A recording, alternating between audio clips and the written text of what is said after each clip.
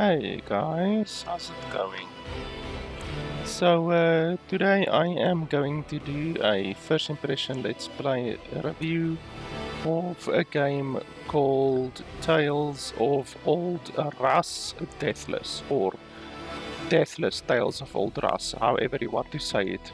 The game is $25. The game released recently. It has been in early access for around 6 months, which is a relatively short amount of time, but now it has fully released, and today we are going to be doing a first impression let's play review on the game. So I'm going to be playing the game for an hour or more until I am satisfied that I can give you my opinion on the game and tell you whether or not, in my opinion, the game is worth $25. As always, if you are in a hurry and you don't want to watch the full 1 hour or more of the video, then you can simply skip to the last 10 minutes or so of the video. I will put a timestamp in the description below, and you can just skip to that timestamp if you only want to hear my quick, concise, final opinion on the game. But otherwise, if you're not in a hurry, if you don't have the attention span of a goldfish, then you can just stay tuned. I will be playing through the game, and then I will be giving you my running commentary and telling you what I think is good and bad about the game as we play through the game today. And as always as well, my videos do contain swearing. So if you're not a fan of swearing, then you probably should unsubscribe, because I do swear in my videos. The game developers say that the game is a roguelike, but this game is nothing like a rogue. I mean, I already can see from the screenshots on Steam that this game is nothing like a rogue. So it's not a roguelike. Unfortunately, roguelike is a term which is massively overused. And very few games that claim to be roguelikes are actually anything like Rogue. And that includes this game as well. This game is nothing like Rogue. So it's not a roguelike game. It might be a roguelite. There might be permadeath, there might be meta progression, all of those things that fall under the umbrella of roguelite. That's possible, but it's definitely not a roguelike game. This game is nothing like Rogue. So anyway, let's jump into the settings. By the way, the developers did send me a key for the game. I should also mention that. They did send me a key for the game. So nothing really interesting here. One thing that I did see is that the game doesn't have a toggle to keep the mouse cursor confined to the active window. That's one thing that is actually very important if you have a dual monitor setup like I do, because now every time that I go to the side, my mouse actually goes off onto my second screen, and that's really irritating. So the game should have a toggle which confines your mouse cursor to the currently active screen, and the game does not have that. So that's one missing quality of life feature. Otherwise than that, because the game has such basic graphics, there are no graphical options. So shadow detail, character detail, environmental detail, anti-aliasing, all of those kinds of things are not present in the game because the game has very basic graphics. It's basically like Slay the Spire, basically. Slay the Spire also has very basic graphics, so this game is the same as that. Otherwise than that, everything seems more or less fine. I don't see any real issues. There's very few key options as well, but the entire game can basically be played with a mouse, so it's understandable that there are very few key customizations or anything like that. So overall, I don't really have any issues with the different options, except the fact that the game doesn't have a confine mouse cursor to active window toggle at all. So yeah, with that being said, let's jump into the game.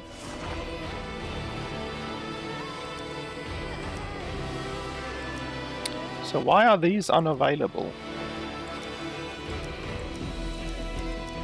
It would be really nice if they actually told you why these are unavailable. Like, do you unlock these later or what, you know? Like, are they simply not in the game? Which really wouldn't make a lot of sense because the game recently released and it's a full release. So why would they be unavailable? So that's not good. They don't even give you any information on how to unlock them if they are unlockable.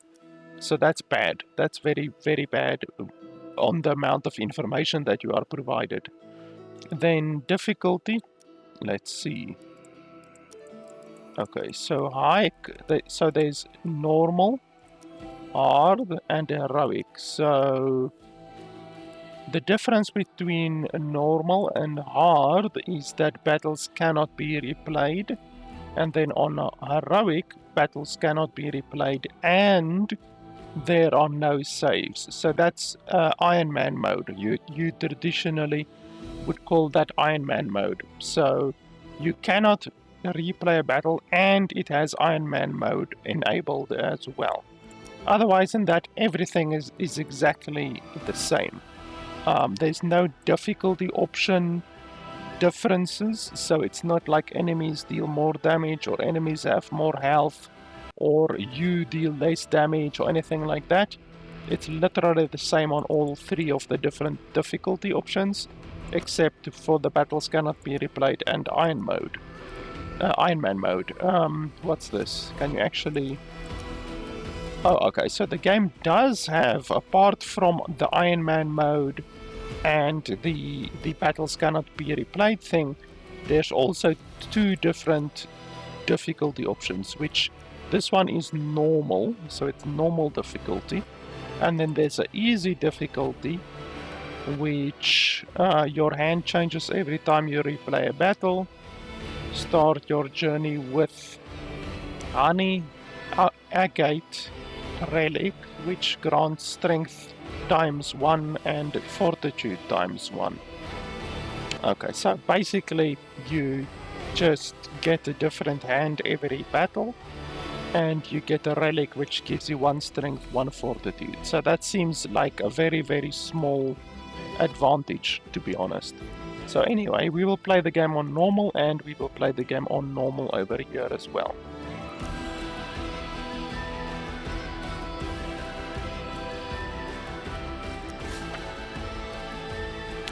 Each hero walks their own path. The hero's path contains 5 quests that can be completed during journeys. This is where you can track the active quests in each hero's storyline and view their objectives. Hero's path progress is not reset between journeys, even if they end in defeat. Once a hero storyline is completed, you will be able to encounter bosses from other completed hero paths. Okay. So yeah, they actually show the names. At the beginning they don't even show the names. So yeah, they show the names at least. So it looks like each one has 5 different things to unlock before you get to the middle over there. So yeah, they don't even show the names. You see, that's also pretty bad. Anyway, so yeah, we don't have any options that we can customize here at the beginning. You have to start with this hero, and then I'm just assuming that you unlock these other heroes at a later time.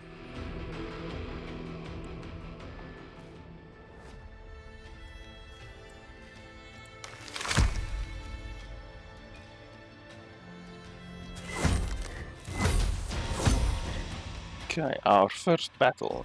Use cards to vanquish your foes. You have a limited number of action points. The number of action points you can change with each turn depending on which cards, relics. What the fuck? The number of action points you have can change with each turn. Oh, okay. I just read that incorrectly. The intentions of your foes are visible. Yeah, I completely understand that. I mean, this game is literally Slay the Spire or Darkest Dungeon or anything like that. And I've played a lot of those types of games, many different types of games, not just Slay the Spire or Darkest Dungeon. I've played probably almost a dozen of these different types of games. So this should be very, very simple to understand. Okay, so he is gonna hit me and he's gonna weaken me. Your attacks deal less damage. It doesn't say how much less damage, but he's gonna deal 4 damage to me, and then he's gonna weaken me. This guy's gonna move forward. So that deals 2 damage, 2 damage, 2 damage. So, and he has 1 armor. So we should be able to kill this guy.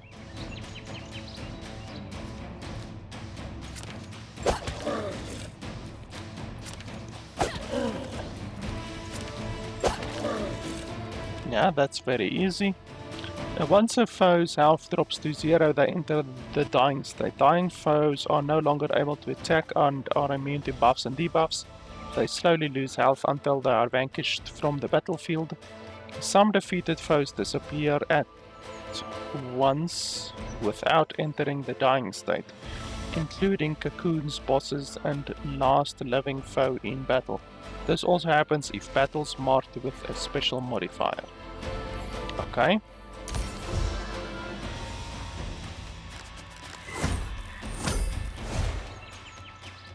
So this guy, we will not be able to kill right now, but we can kick him back.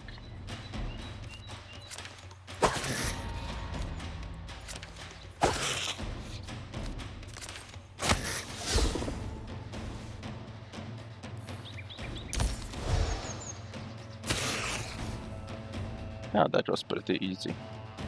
Young lass who wields a magic braid. Are you Varvara by chance? How did you know? Why doesn't the game have voice acting? I mean, the game costs $25. For $25, I would expect voice acting, even if it is GI voice acting. Like I've said this before, I don't have a problem with generative intelligence voice acting.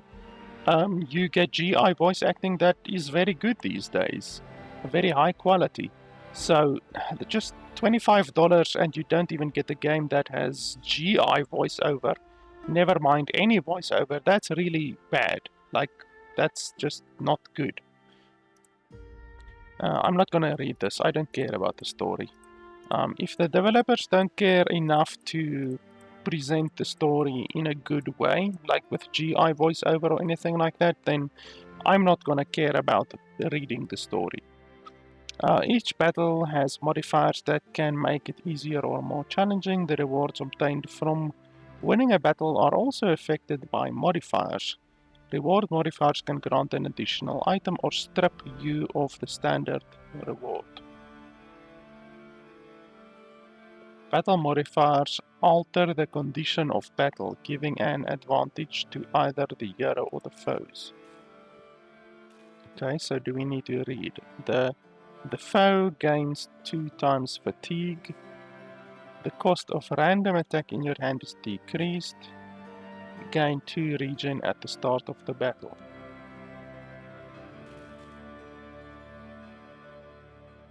Receive an uncommon consumable. Select and receive 1 of 3 attacks as an additional reward. So all of these are temporary, I'm assuming, only for the next battle. This card I will actually be able to keep.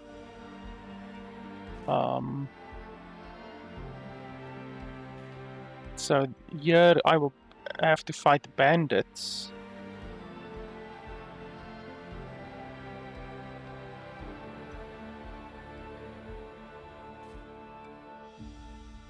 Let's go for the permanent reward. This one over here.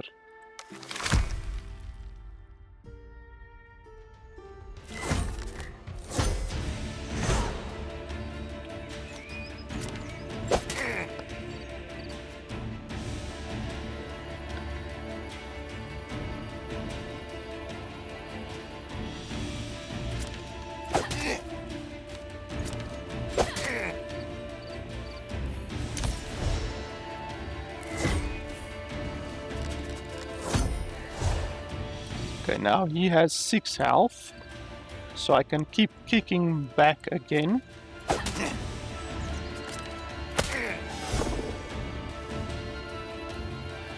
Oh, I had another axe blow. I didn't even see that. When did I gain the axe blow? I didn't have the axe blow at the beginning. Does the armor fall away, I wonder? I'm not sure if it falls away.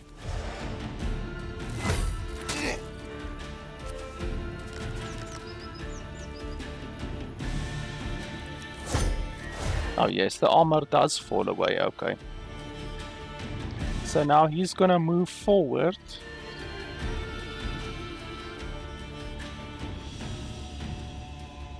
So I can't do anything right now.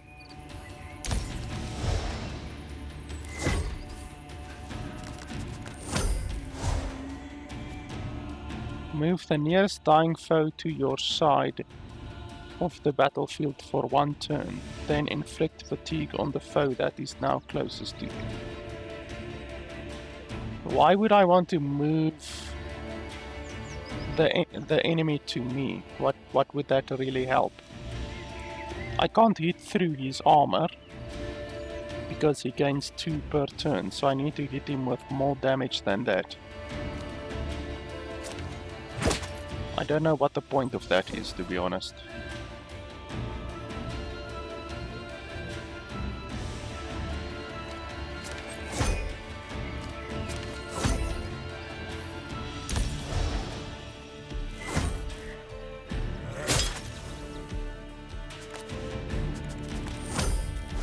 Okay, now I've got 3, so now I can kill him.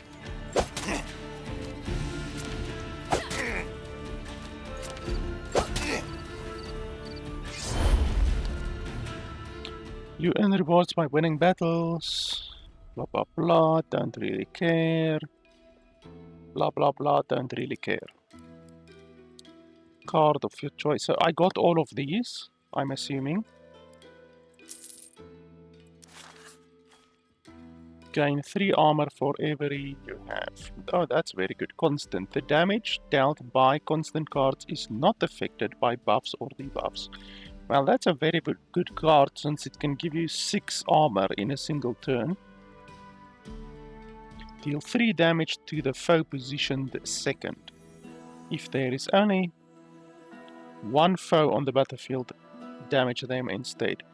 Well, that's pretty good. 3 damage. But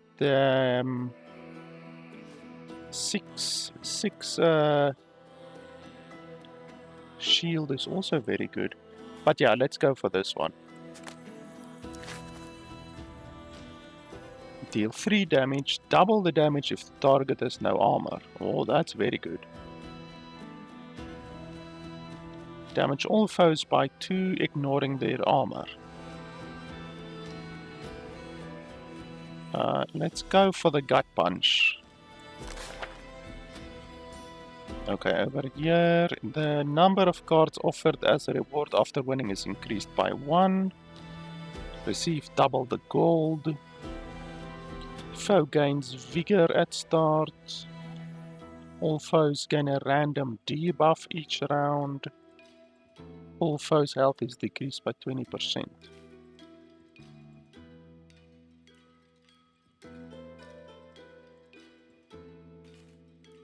Why wouldn't we just do this one? None of these give any benefits, except this one gives 1 extra card that you can choose from, but this one actually gives double gold, so why wouldn't you choose this one? It seems like the obvious choice. Because in these things you want to go for permanent rewards. You don't want to go for temporary rewards. So this one I can kick, and then... or I can hit, and then kick.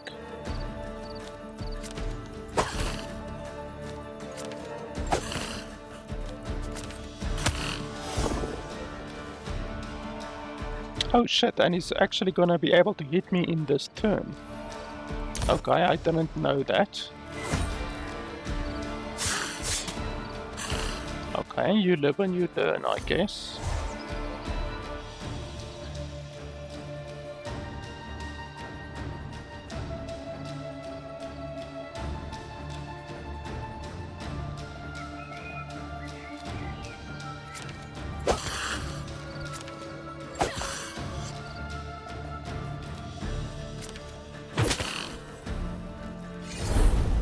So I took some unnecessary damage there. Gain a stack of Vigor. Vigor increases the damage of attacks.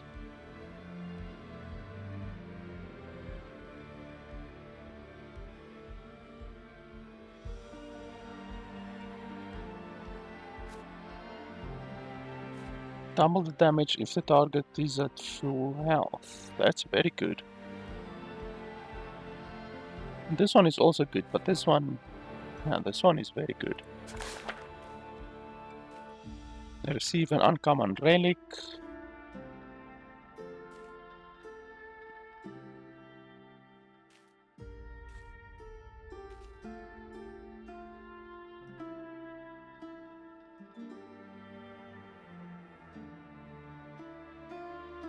Nope, once again we'll go for the permanent reward.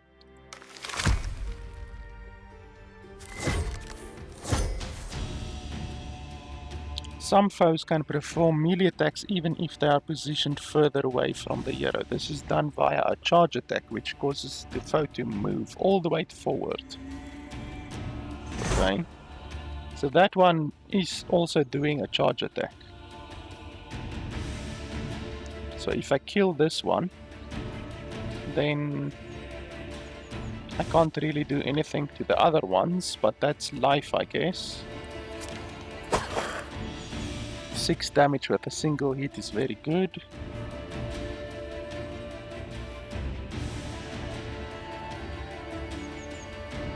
I don't know if I want to do the shelter. I guess there's not really a reason not to do it.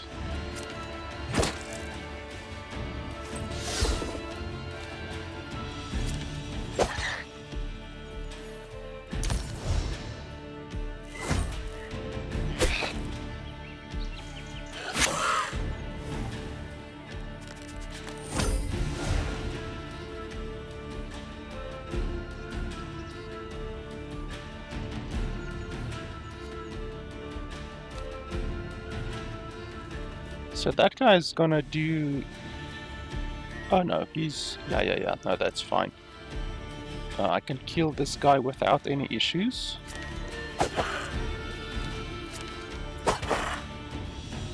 And then that's fine. I'm not gonna kick him because otherwise this guy is just gonna hit me.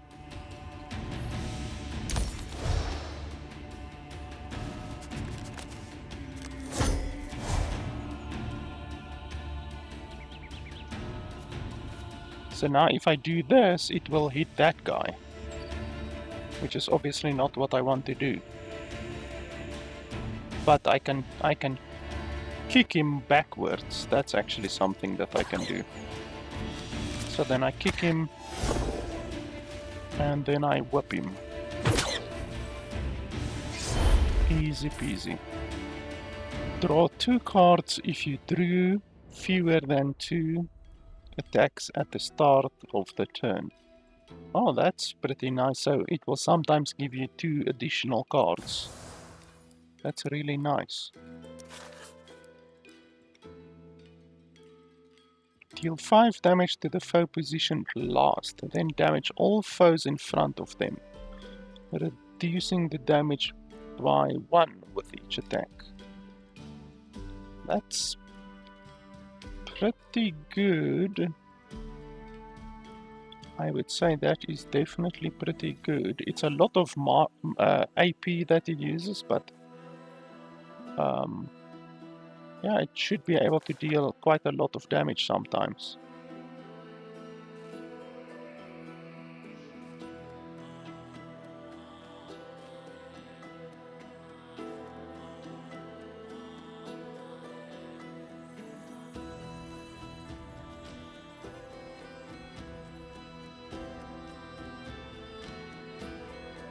I don't know what this event over here is, if it will be good or bad.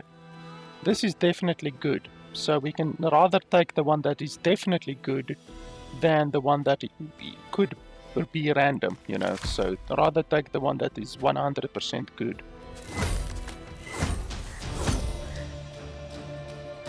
Most enemies you encounter can only attack the hero when positioned first, but some can strike from a distance. Usually these foes usually become defenseless when dragged forward. Okay. So I can hit him right now, but that won't help too much. Oh, I can actually do this. That card is very powerful. 6 damage right at the beginning is fantastic.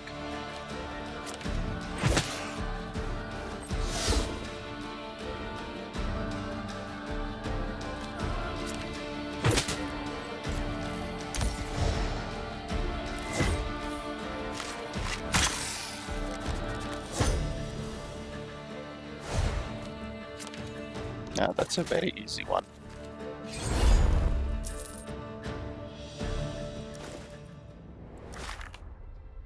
It's another piercing strike. Discard all cards and gain 1 armor.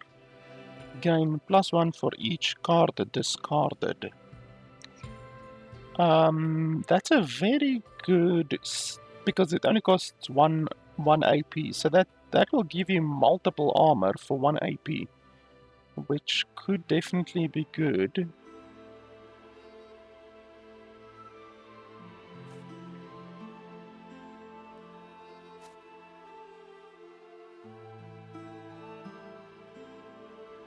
Yeah, let's take it.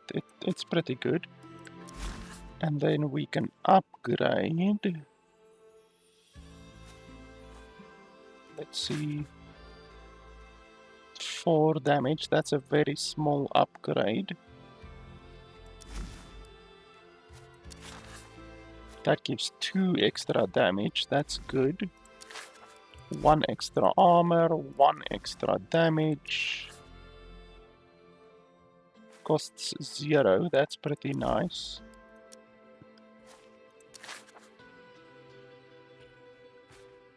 One less AP, that's not amazing.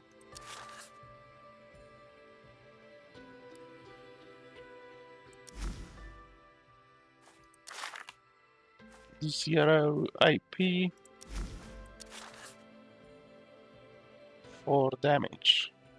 So this 1 damage is technically 2 damage because it deals double. But I think if we upgrade the whip, going from 3 damage to 5 damage, that's a very big improvement. So let's go for that one. That's a very good one. 1 AP for 5 damage is extremely good.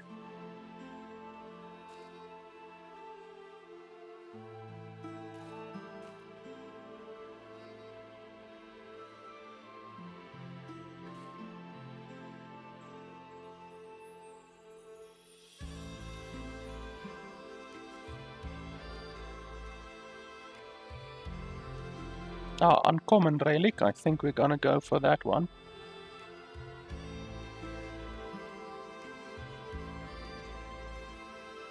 It's a tough battle, but having another relic will be very good.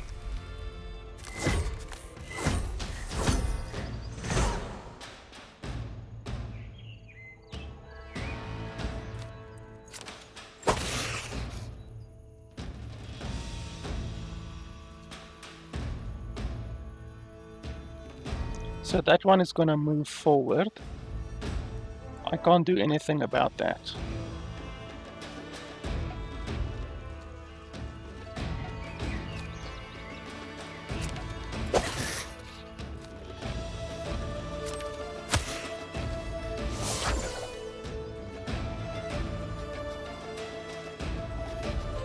No one was weakened. Why wasn't anyone weakened?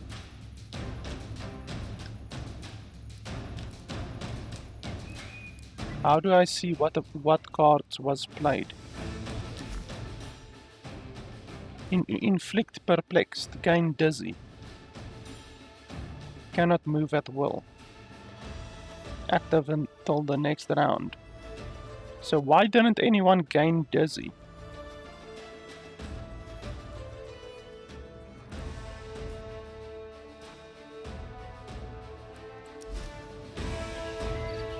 Like, no one has dizzy on them, so why didn't anyone get dizzy? That's a bug. Okay, so I take 4 damage and 2 damage. It's unfortunate. So here,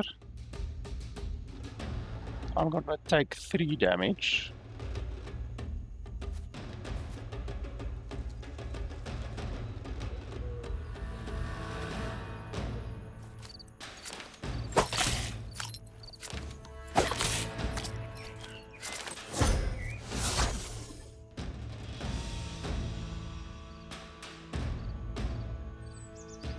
What's the stuff here?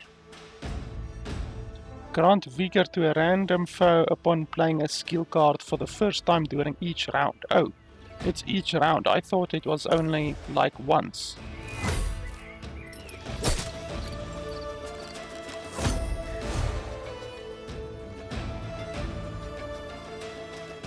This one will deal 5 damage and then 4 damage.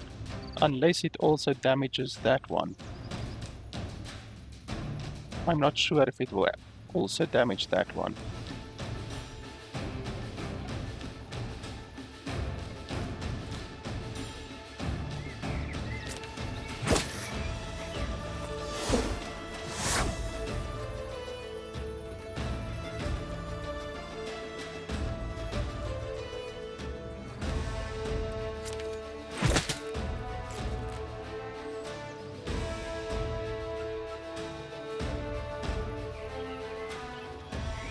So here I could deal 2 damage to that guy, or I could prevent 2 damage on myself. I think I'm gonna go for the 2 damage prevention on myself, because my own health is more important than their health.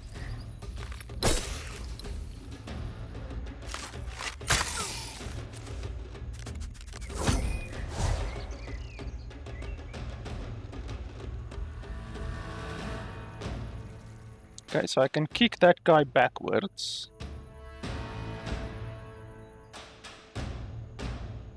That guy's busy reloading.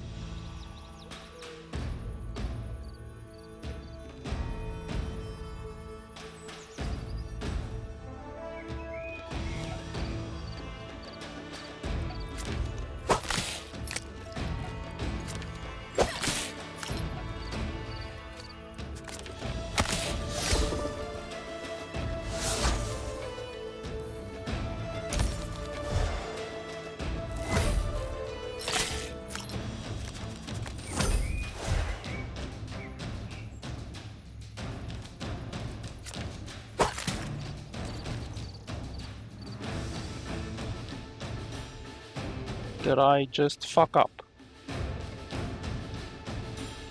It's stupid that these guys stay as corpses. Let's see.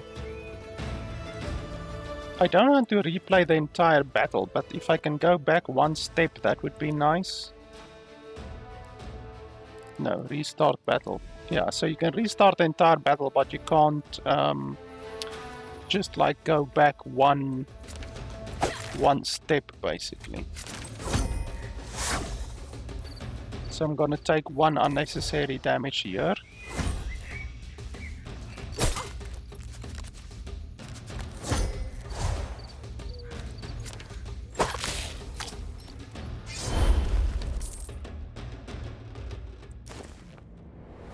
After receiving healing as a reward for the previous battle, gain 2 vigor.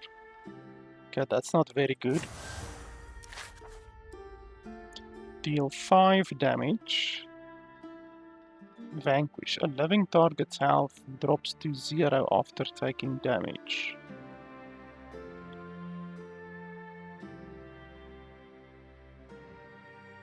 Okay, so if you kill an enemy, basically, then you gain 2 vigor. So that's not bad.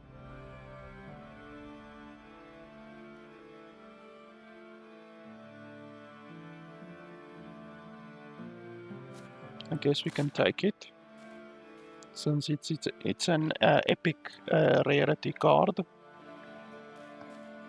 There we get the attack. Here we recover some health.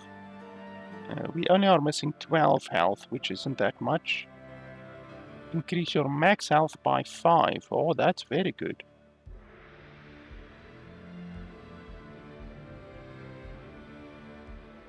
That's very, very good. 5 max health is fantastic.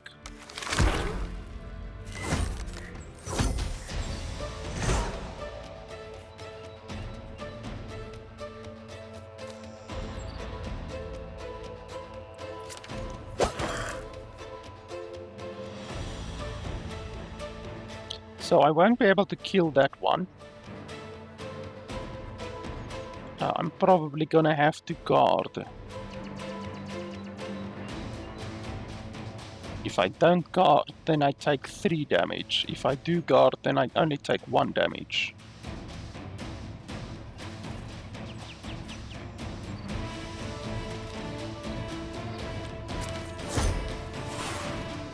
And I'm not gonna attack that guy, because it's really unnecessary.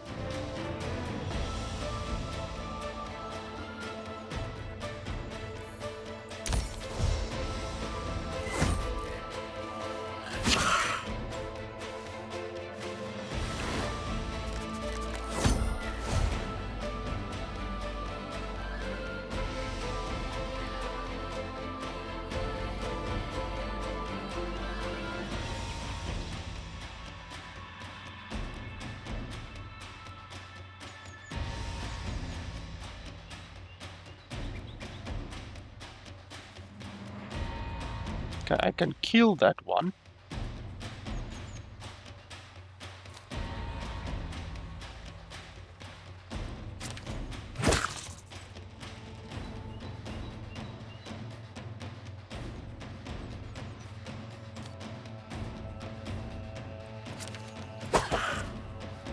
And then I'm gonna guard so that I don't take any damage.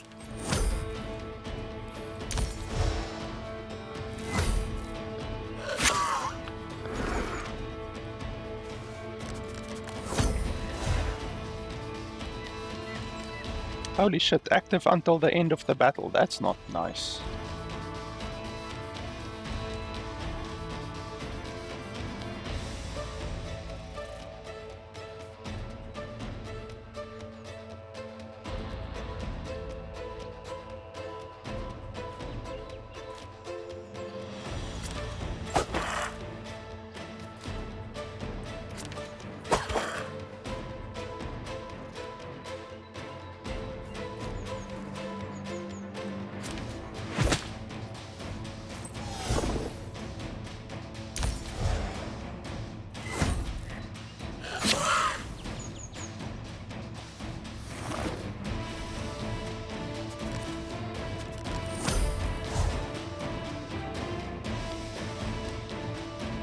Decreases any health damage taken to 1. That's not nice either.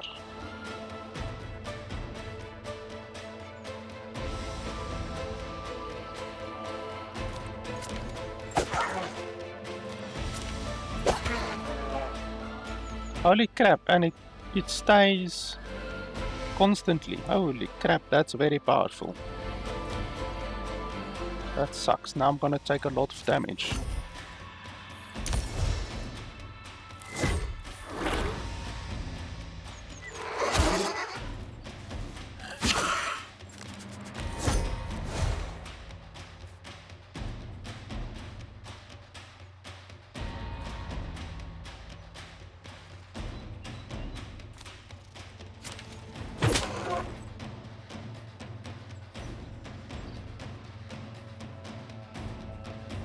I need to kill that bastard.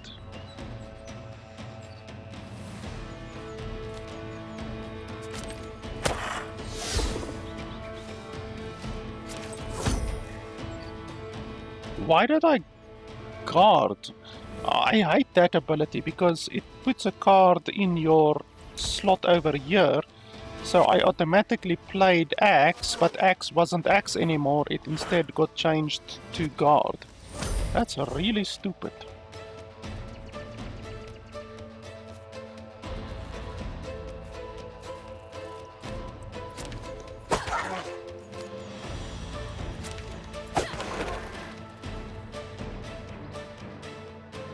Now I'm gonna take another 1 unnecessary damage.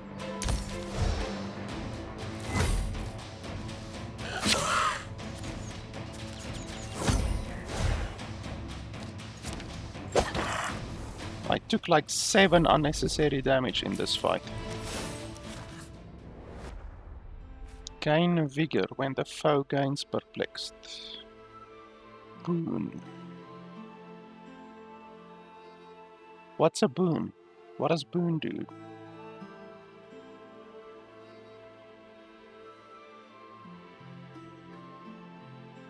What's a boon? Why don't they tell you what a boon is? I'm assuming, because I have a brain, that it is an aura, persistent aura. But that's just an assumption. The developers are supposed to tell you what it fucking is.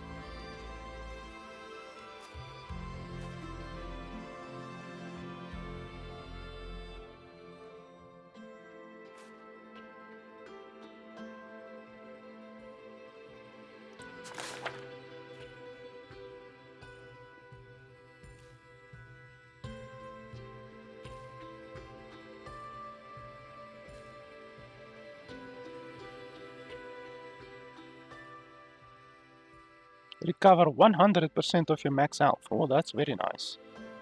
Let's try this one. I don't know how powerful the enemy will be, but let's try it. Choose the type of aid you'd like to receive before the battle.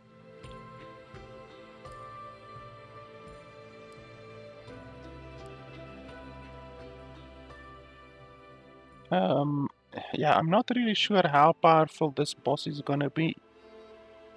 I'm not sure if we will be able to kill it with our current amount of health. I mean, let's play it safe and take the healing, I guess.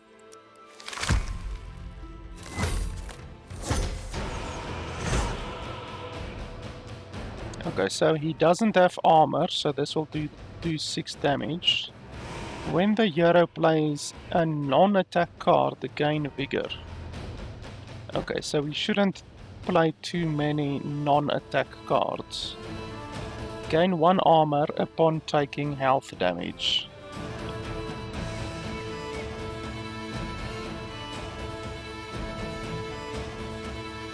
Okay, that one is ranged as well.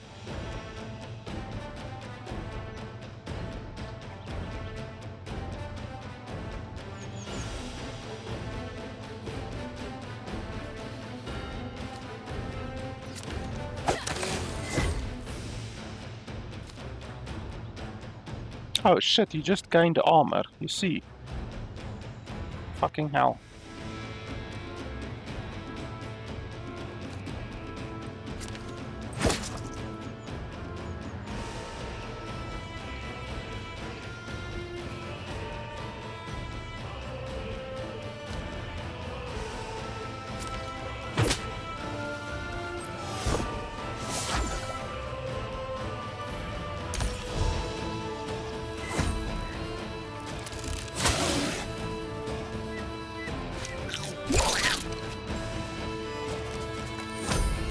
Stolen card? What the hell?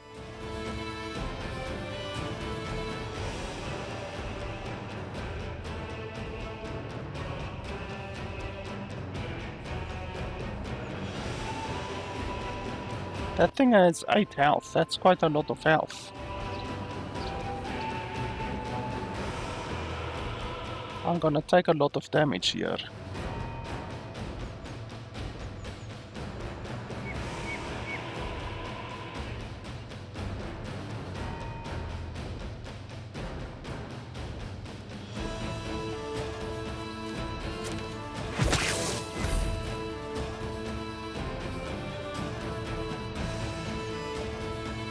Did this guy even take damage? Where's the battle log in this game? Doesn't this game have a battle log?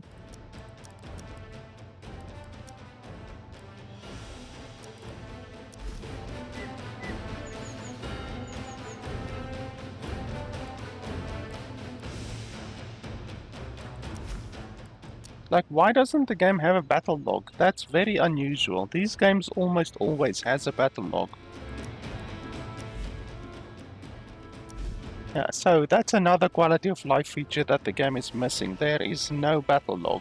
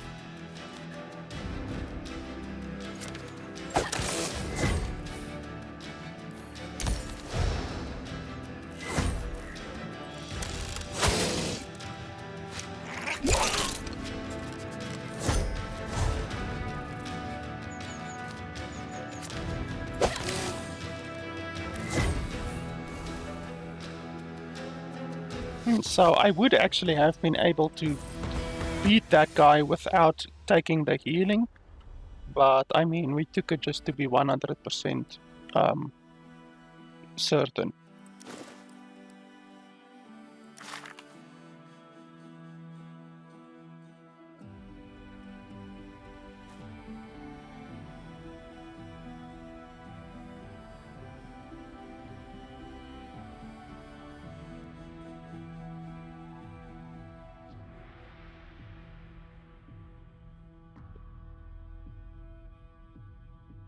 Every time you lose health.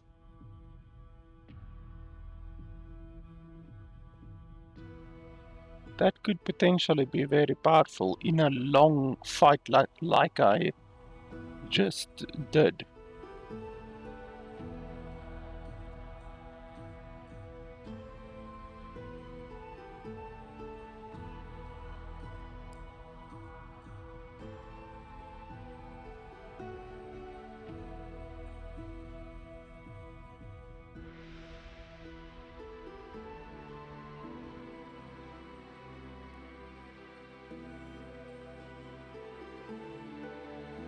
None of these are really very good, to be honest.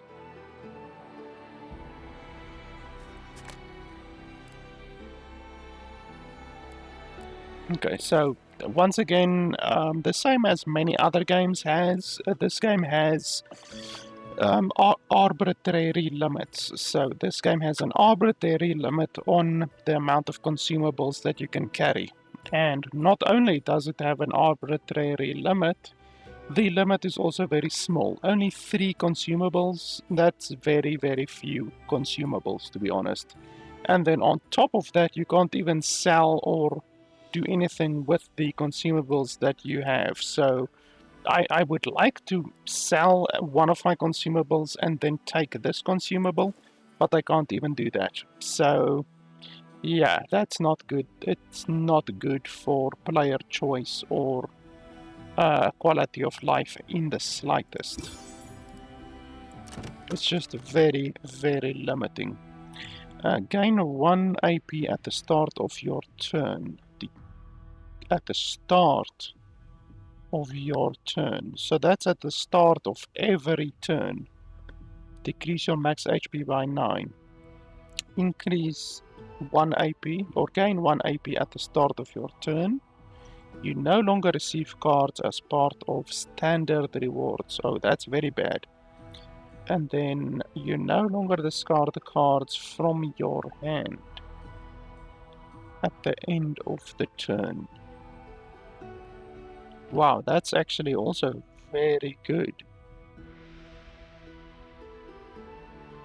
That's very, very good, because that will basically fill your hand up.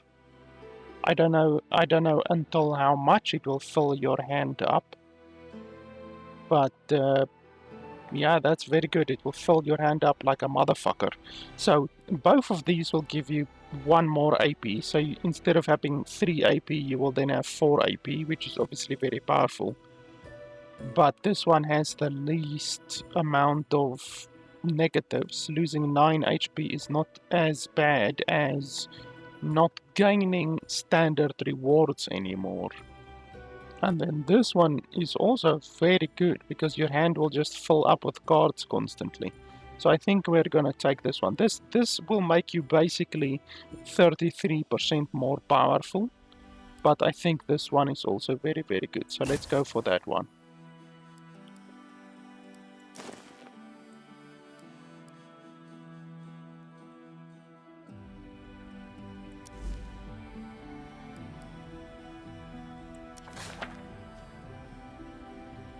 To complete your current quest objective, win the battle marked with the special icon. For some quests, winning more than one battle may be required.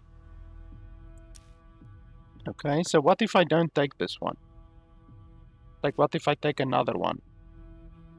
Will I then have to do the entire run again, or what's the point of this quest, really?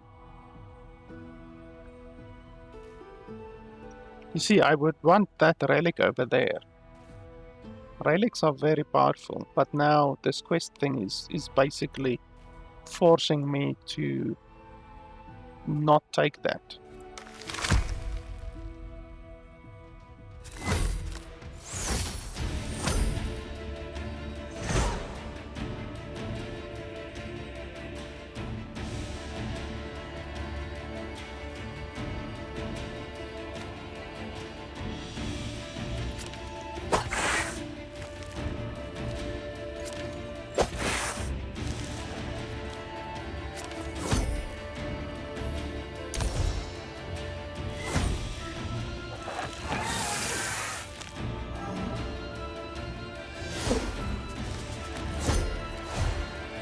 Okay, so this will poison me, but if we can kill the enemy, then we don't need to worry about that.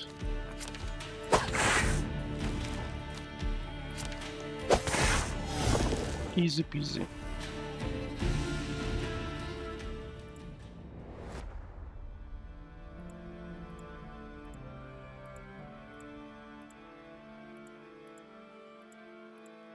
Like I said, I'm not gonna read this. If the developers don't want to read this to me, then I don't care.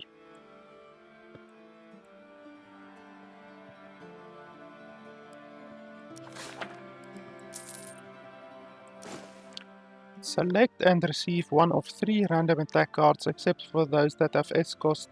The card's cost is reduced to 0. And that's actually very good. Let's throw this one away.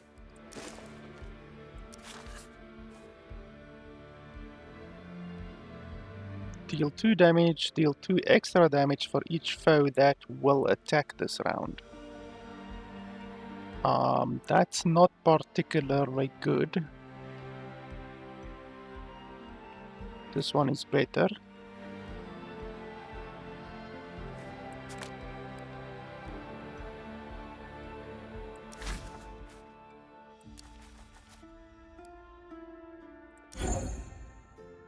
Oh, that's good.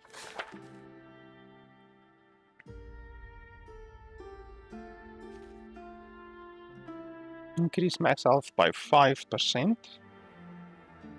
Let's go for that one.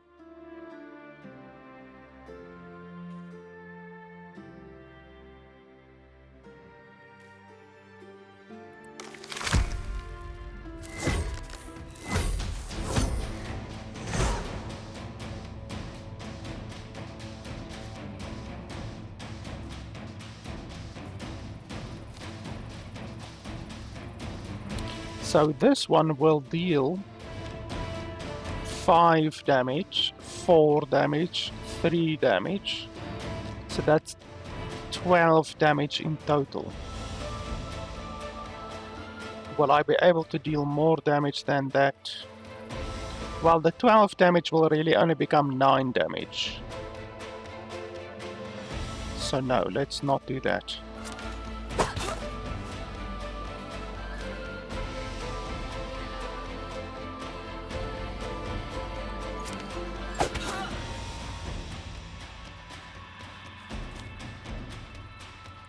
So if I kick her back, then this guy is gonna come to the front and he's gonna hit me with 6 damage. So I don't want to do that. So I'd rather take the 3 damage than the 6 damage.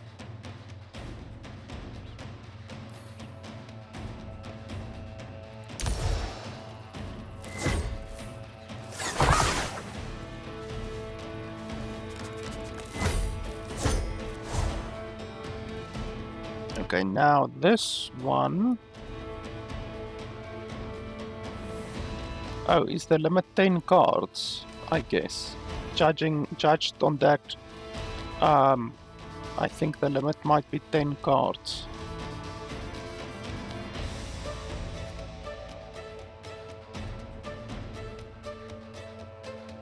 So I can push this guy to the back.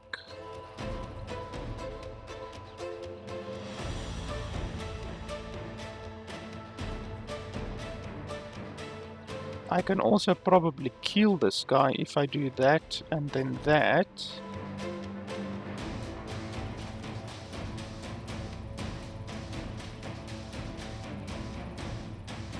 Or I can do that, then it will kill her.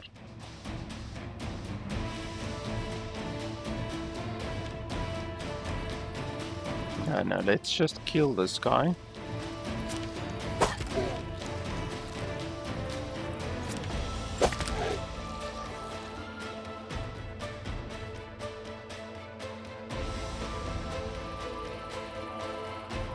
And then I could avoid all damage by pulling him to my side.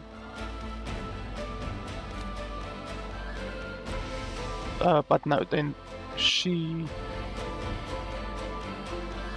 Yeah, no, that should be fine.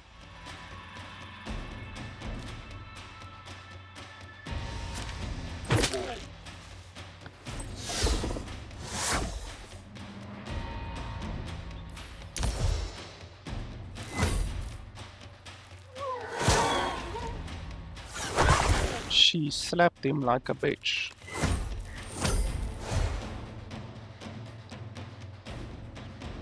Okay, so I can kill her with the whip.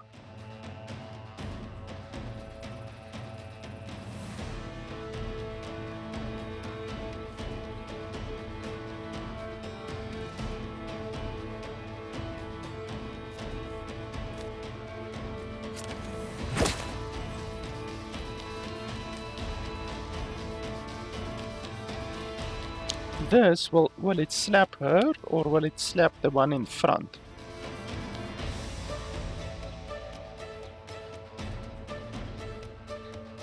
I wonder.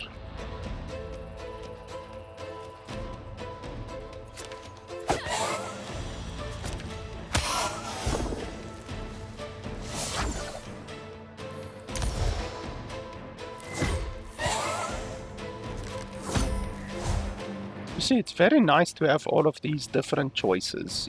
You are much more flexible. And then if you do something like this card, then you gain a much larger benefit from having that card. So that's why, in my opinion, having all of these cards, it gives you a bigger advantage than just having one extra action point.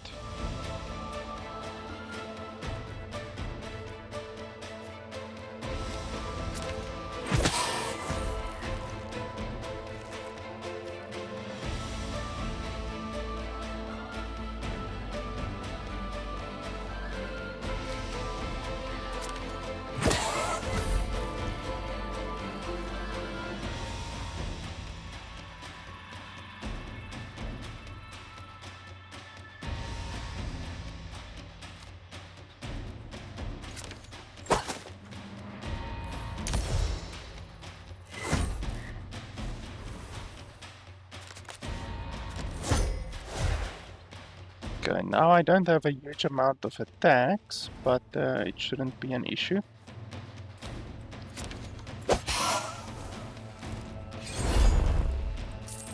Five extra health maximum, that's nice.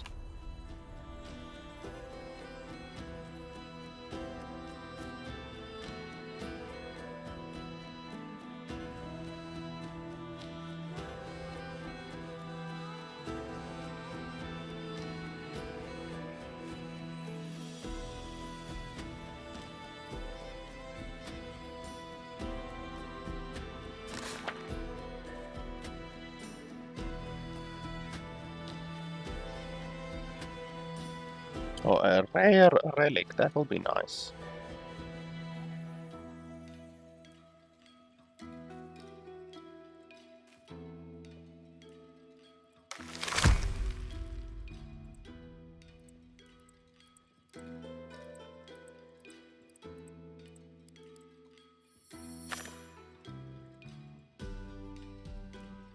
Increase the amount of gold earned for winning battles. That's very nice. But win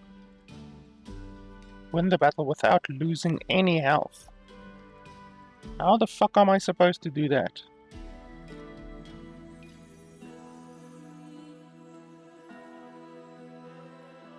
How are you supposed to not lose any health?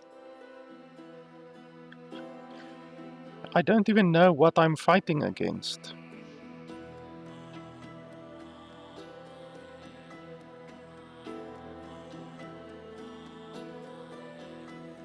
No, I don't really want to take that chance, to be honest.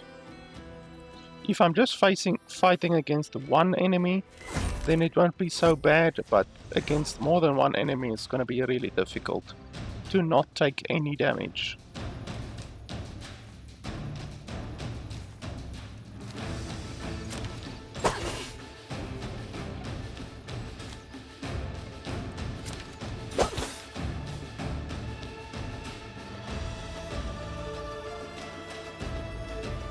Why,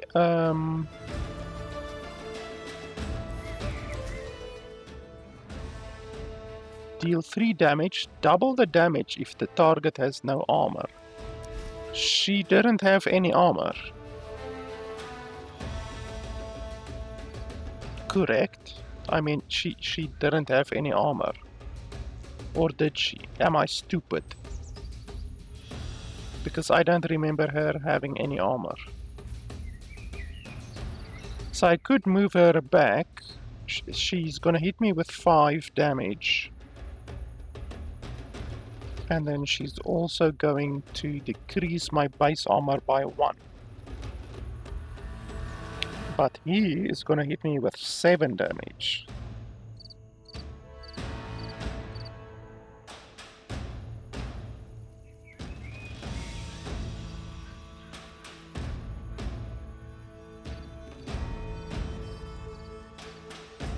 Yeah, I'd rather take the hit from her, to be honest, than taking the hit from him.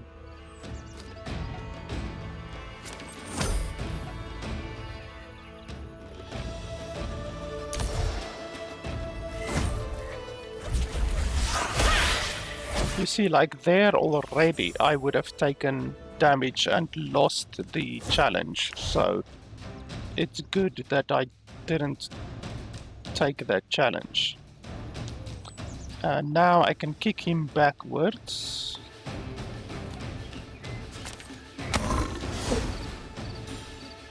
And then I can just focus on her.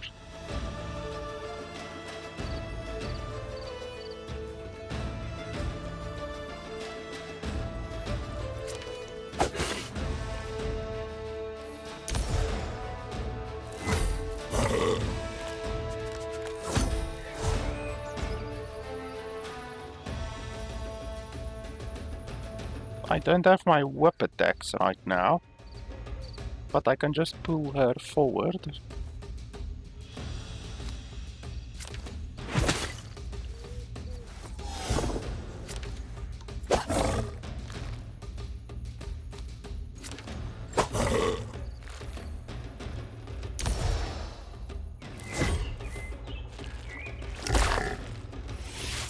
Tentacle Bitch Slap.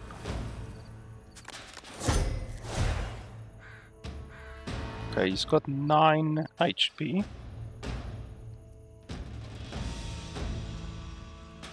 So that's 3.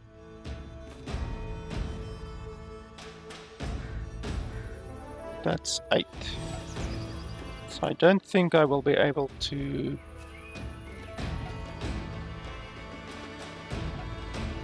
do all of it. Well,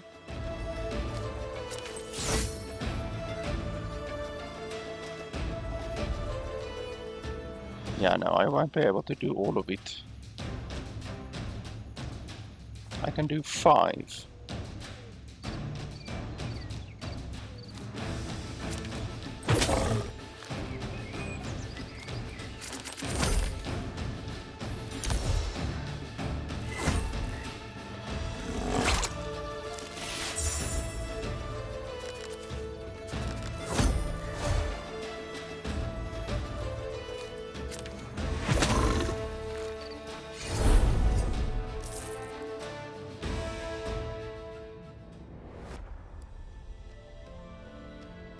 Gain a random buff at the start of each round. That's nice. That's very good.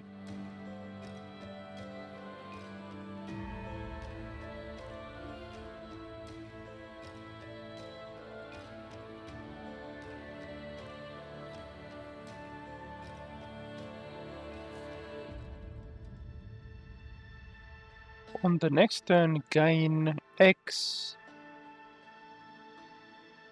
Oh, okay, so the amount that you spend is the amount that you would gain.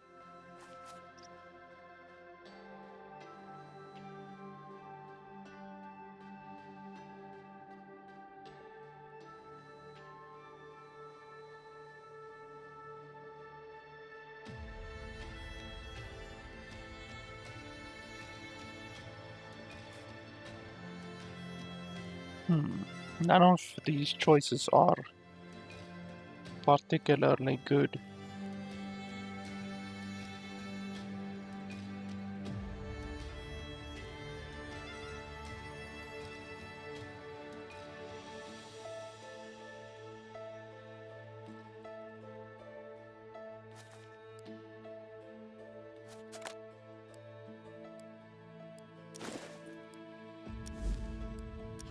I don't like the fact that I'm forced to constantly throw stuff away. It's just not good game design. Receive an uncommon consumable.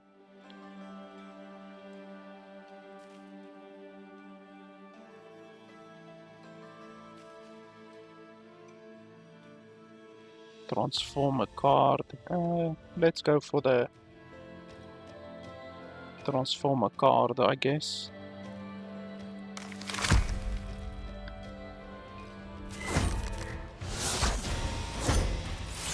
Oh, if I had that other whipping attack, that would be really nice in this battle.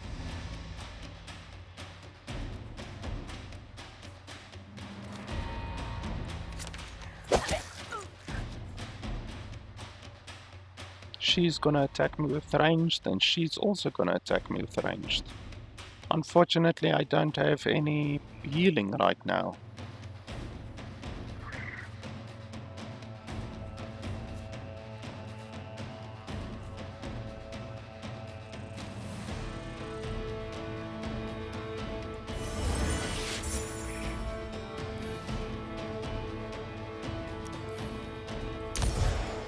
So I'm gonna take 6 damage.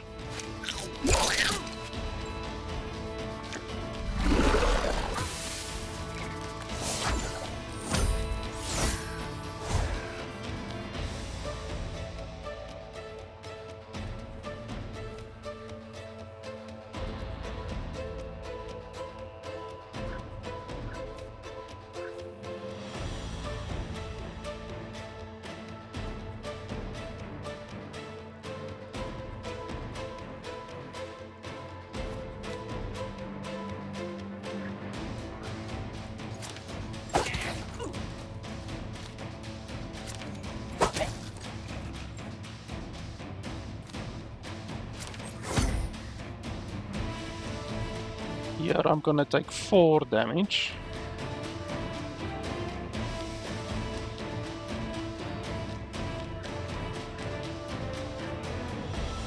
I could reduce it by using this.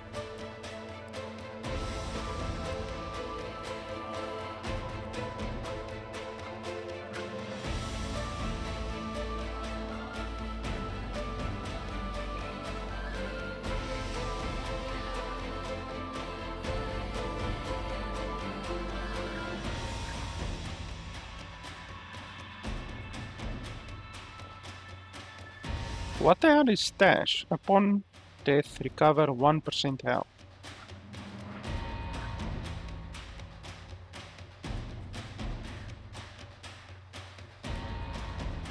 Yeah, let's reduce the damage. Why the fuck do you use it on that guy? Okay, so it doesn't even say, the consumable doesn't even say that it will use it on a random enemy. So that's another thing. The descriptions and the tooltips on the items aren't even correct. That's really fucking stupid.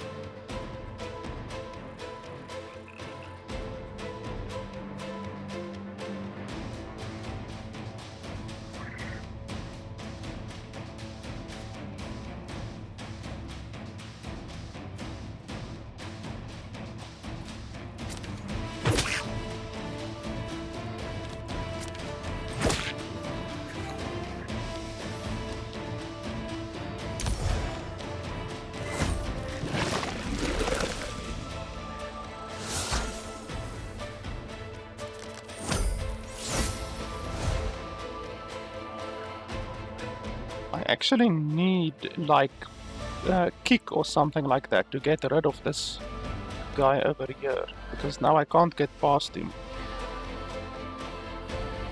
Oh, but I can just do this, I guess.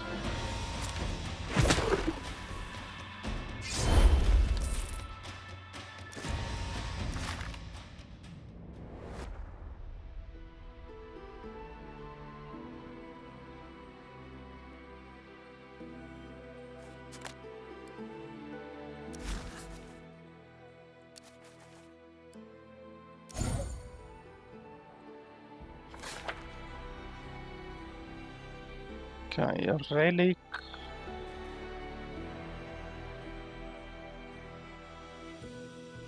Yeah, let's go for the relic. Once again, anything that lasts, like a lasting relic, is the best in my opinion. Okay, so with this one we will deal 4 damage. 1 damage. 3 damage. And no damage. So 4 and 3, so that's 7 damage that we will deal with this one.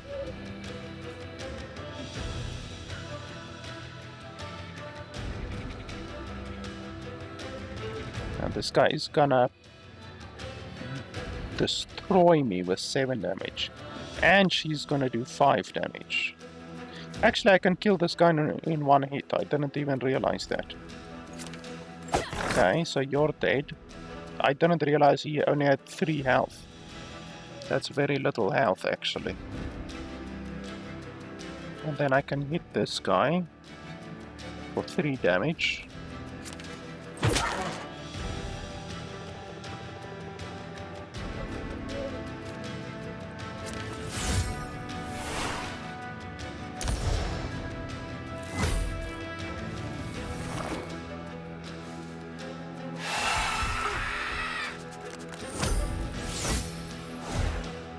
Now this bastard has that other ability that makes him take 1 damage.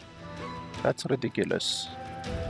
she's gonna hit me with 4 damage again. Let's just do this.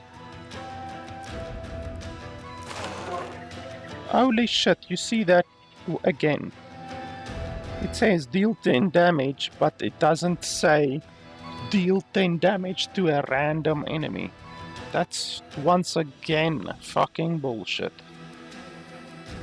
Okay, so I can't deal more than 1 damage to this guy. I can't push him back or anything like that. So I guess we're just gonna do this.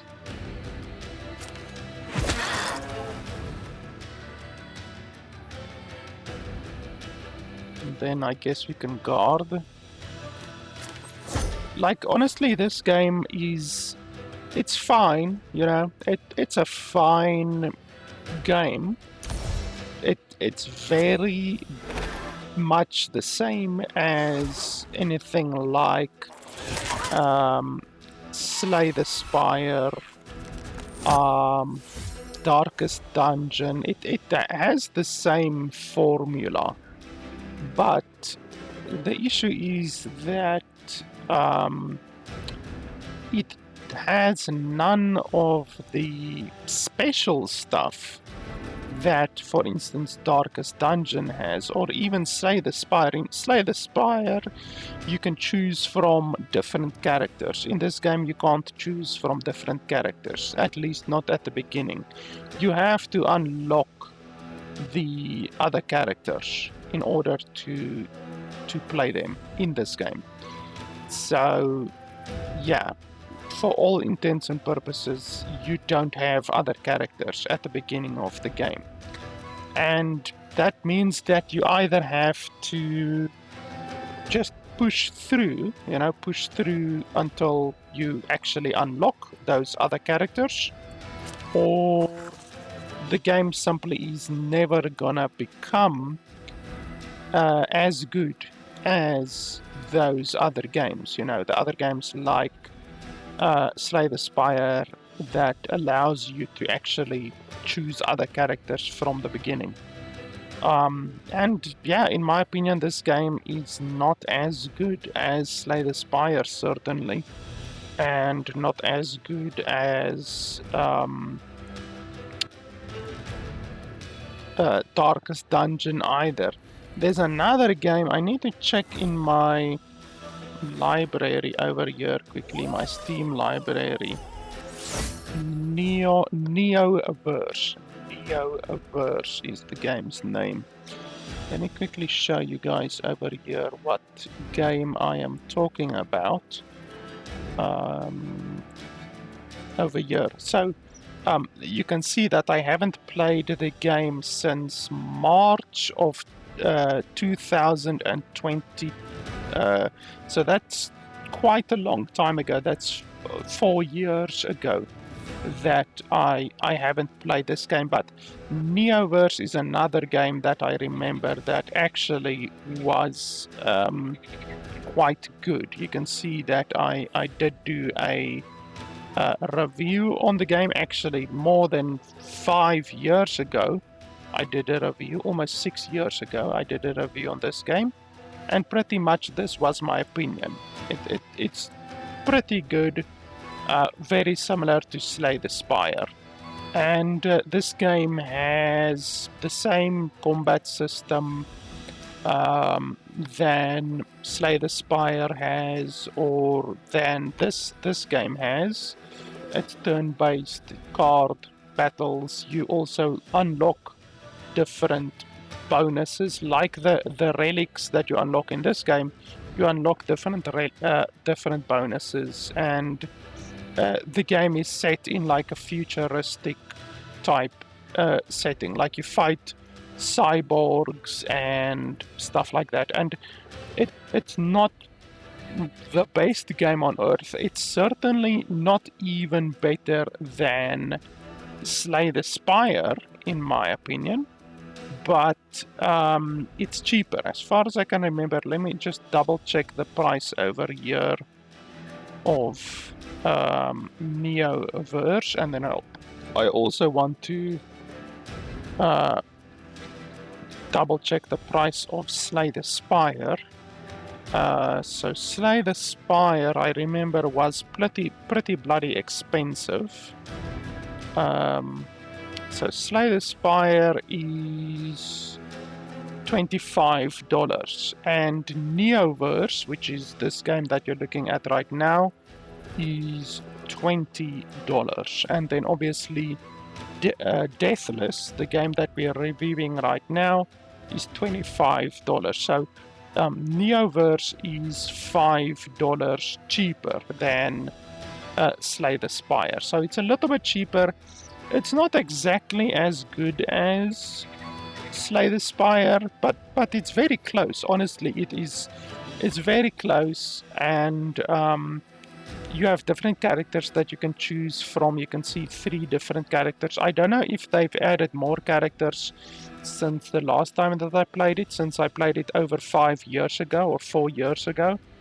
But there's different characters that you can choose from. At the beginning, you can unlock bonus stuff, you can unlock gear, permanent gear, you can unlock skins as well. The characters actually have skins that you can unlock. It's just really a very nice game overall in this card battling turn-based roguelite genre. You can see these developers actually marked their game correctly. It's a roguelite game. It's not a roguelike game, like I said at the beginning.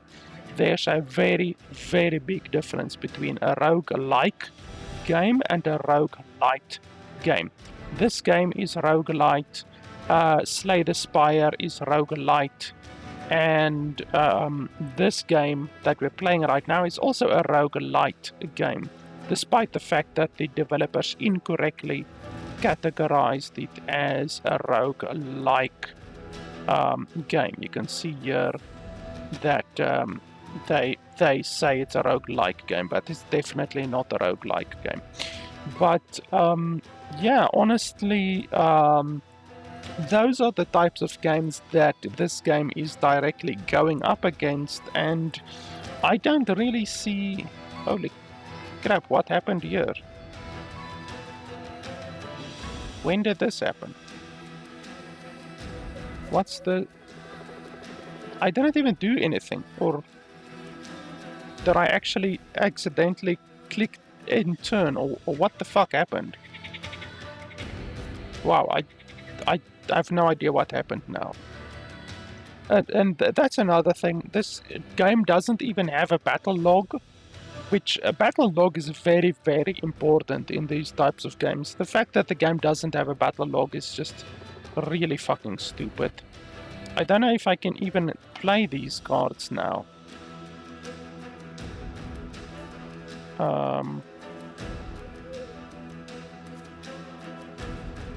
Let's see.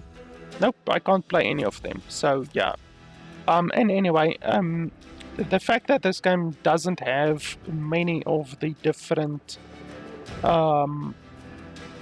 quality of life features which you would expect in a game like this is really poor, and yet this game is asking the same money as Slay the Spire does, the same money as I think Darkest Dungeon. Let's just check the price quickly. Darkest Dungeon is also $25, so it asks the same price as Darkest Dungeon and Slay the Spire, and yet, in my opinion, this game is not as good as Slay the Spire. It's actually significantly worse than Slay the Spire, in my opinion, just because it doesn't have the same amount of polish, and there are several quality of life features that are not present in this game that is present in other games. Another game which I also played a long while ago, I can show you guys over here quickly, is Obelisk, Across the Obelisk. I played this game quite a bit, about 24 hours, and this game is also just basically a Slay the Spire type game. I think this game is also $25. Let me just double check. $20. So this game is $5 cheaper than this Deathless game over here, and this game is definitely better than this Deathless game. This game has many different classes. You actually fight with a party instead of having just a single character like you have in Slay the Spire, or in this game as well. You just have a single character. In Across the Obelisk, you have a party, and the party has to work together very well. It's just like in Darkest Dungeon. In Darkest Dungeon also you have a party that you have to manage and all of those kinds of things. And this game is very, very good. I would definitely recommend this game for $20. There's a massive variety of cards. Because there's different classes, you have so much more different class variety and cards in the game. So this game is very, very good. If you're looking for a game like Slay the Spire, perhaps you've already played a lot of Slay the Spire and you're looking for alternatives, I would definitely recommend Across the Obelisk, which is $20, and then also Neoverse, which is also $20, and then also alternatively Darkest Dungeon, as I said. And yeah, honestly, this game just doesn't do anything special, in my opinion. I'm not seeing anything special that this game does. There's just missing quality of life features, and it's just a basic game. It's a basic clone, you know, and I don't have an issue with a game being a clone. There are plenty of games that are clones that end up being better than the original game, you know, better than, like, if you take Diablo 1 was probably the original ARPG game, and yet after Diablo 1 there are so many games that are better than it, you know. So I definitely don't have an issue with a game being a clone. There are many clones that are better than the original games, and this game unfortunately is just a clone. It's not better than Slay the Spire. I'm not saying that Slay the Spire was the first game of this type, of the roguelite turn-based card type game, where you choose from three different paths, essentially, you know, like you get a choice of three different paths that you can go down. I'm not saying that Slay the Spire was the first one to do this type of progression system, but it was one of the first, and it certainly is the one that made it popular, in my opinion. So this game is a clone of Slay the Spire, a direct clone, I would say, because it's very much the same, and yet it doesn't have the inventiveness and the uniqueness that the other games has, like Neoverse or Across the Obelisk or Darkest Dungeon or any of the other ones. There are many of these games. There's probably more than 24 of these type of roguelite meta progression turn-based card battler games. And yeah, the fact that this game costs $25 when Slay the Spire, which in my opinion is probably the gold paragon of the golden example of these types of games, the fact that this game costs $25 is just not acceptable. It shouldn't cost even $20, because like I said, Neoverse is $20, Across the Obelisk is $20. So those games are better than this game. This game has no right to charge $20, in my opinion. There's many missing quality of life features in this game. The game doesn't have voice acting, not even GI voice acting, which you can add GI voice acting to a game for free. You can do it for free. It won't be good GI voice acting. You usually have to pay a little bit of money to get access to the good generative intelligence large learning model databases that have good voices.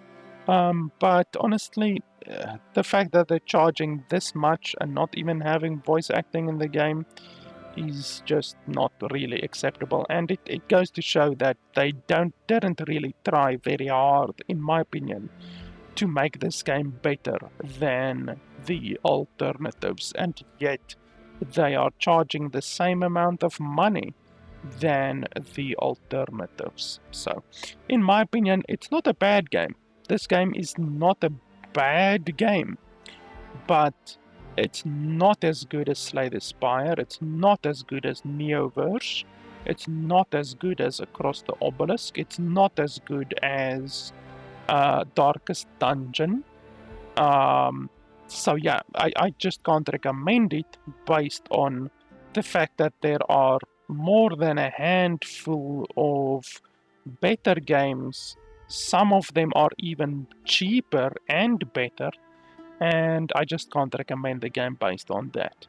Unless you've played all of the alternatives to this game, I just can't recommend this game. I can't recommend that you spend $25 on this game when you can spend $20 on Neoverse or $20 on Across the Obelisk, and you will have a lot more fun with those games, and you will have $5 extra to, I don't know, go buy yourself a coffee or something like that. So, yeah, or donate to my channel. You can even do that with your extra $5 if you are so inclined. So, yeah, I just can't recommend the game. The developers were nice enough to send me a code, which is appreciated, but yeah, honestly, all this game really makes me want to do is it makes me want to play a better roguelite turn-based card battler game, you know, like Slay the Spire or anything like that. Even though I've played a lot of Slay the Spire, I've played over 100 hours of Neoverse. I've played 25 hours more or less of Across the Obelisk, so I've played pretty much all of the alternatives.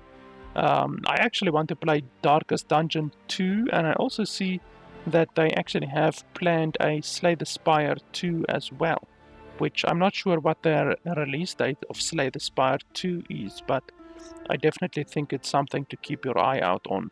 But yeah, honestly, can't recommend this game in the slightest.